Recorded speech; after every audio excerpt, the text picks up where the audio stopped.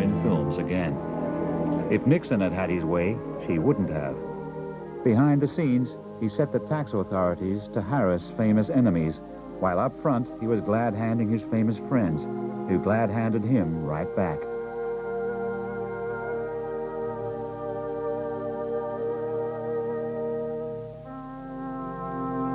And when he wasn't playing host in the White House, he was the guest of honor in the Kremlin. Reason why the Osmonds should not go on forever. For older entertainers in search of a version of eternal life that had 24-hour room service, Las Vegas turned into a place where they could grow old profitably. A kind of elephant's graveyard where they sold their own ivory before crashing to their knees for the last time. Don't you know, caught in a trap, I can't walk out because I love you too much. F. Scott Fitzgerald had once famously said that there were no second acts in American lives. Elvis Presley proved that his life did have a second act, and it had everything the first one had ever had, plus something more. Flared pants.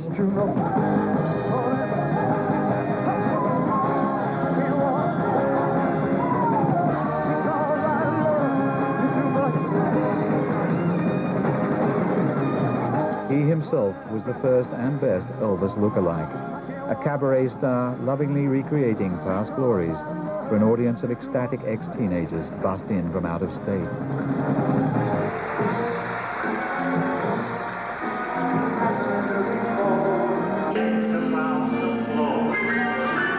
Time was passing for Liberace too, but he put a brave face on it. Now I say what the hell. Garland's problem was that her public wanted her to be hopeless. Her albums outsold even Elvis Presley, but it wasn't just because he was a great singer. It was because he was a great tragedy. Because he was a great singer. It was because he was a great tragedy. Fame could glamorize anything. Shiny apple of She was so powerful, she could play it as she pleased. Her albums sold in millions. She could open any Broadway show she felt like. Her television specials reached the world. She didn't need Hollywood, and Hollywood had always been impressed by that. It handed her the moon. If she'd wanted to remake Towering Inferno as a musical, they would have let her.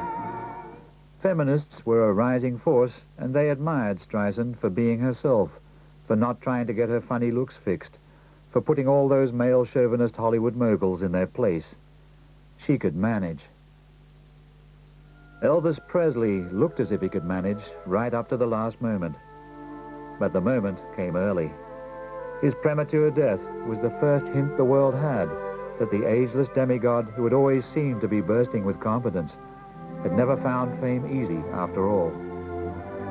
Now, with his troubled physical presence finally out of the way, his image was free from interference and fit to be born again. His southern mansion, Graceland, was instantly promoted to the same status as the Holy Sepulchre, with the difference that this time there was no argument about the exact location of the sacred place. The field was free for Elvis Presley lookalikes to emerge, who with the aid of plastic surgery at least looked more like his image than he ended up doing. His career was easier to manage without him. Elvis made more money in the 3 years after his death than he had done the whole time he was alive. The arrival of the home video meant that the Elvis of your memories would rise out of a box at the touch of a button, resurrected into another eternal fame, a shining spirit in the video universe. Still I am sure that the answer's gonna come somehow.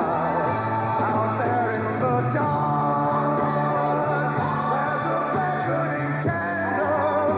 Oh yeah, and while I can think, while I can walk, while I can stand, while I can talk, while I can dream, please let my dream come true.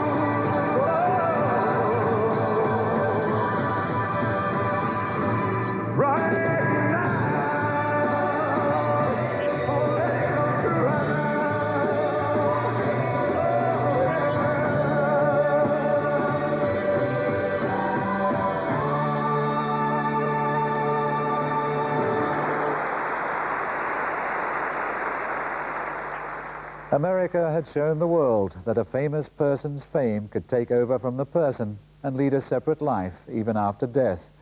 It was too good an idea for show business to monopolize. After which there's the last part of the